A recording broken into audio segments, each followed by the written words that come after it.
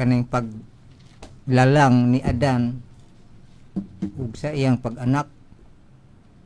Ang nabasa nako dire sa Genesis 4, ang unang anak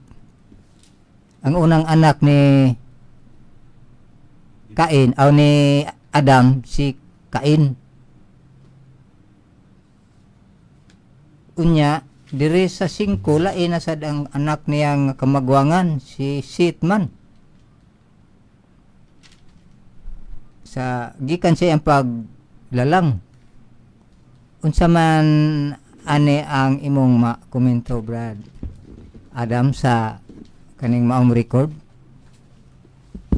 Oh, naman na sa kwan, Brad, no, imong basahon sugod sa Genesis 4, no, kay naman diha kay sa kapitulo 3 nagisgot na may tungod sa pagkasala sa una natong ginikanan, unya sunod niya na naghisgot may tungod sa iyahang kuan, no, mga anak, unya paghuman na sa katong murder ni Cain, murder man to si kuan, si Cain, no, o si tong yang ison si Abel ni Cain. Unya human niya aduna dihay lunop.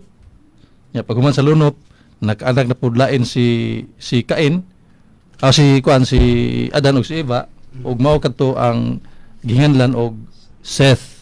So wala ingon nga mao na poy kuan, mao na poy mo'y primerong anak, kadtong primerong anak nga mao si Cain, si Abel, ang katong primero nga gisgutan niya. Igsoon gyapon niya si Seth, pero human na sa katong lunop.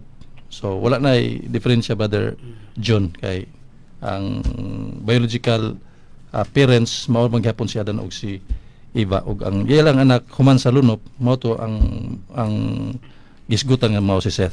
Another Seth. Okay, dalang salamat.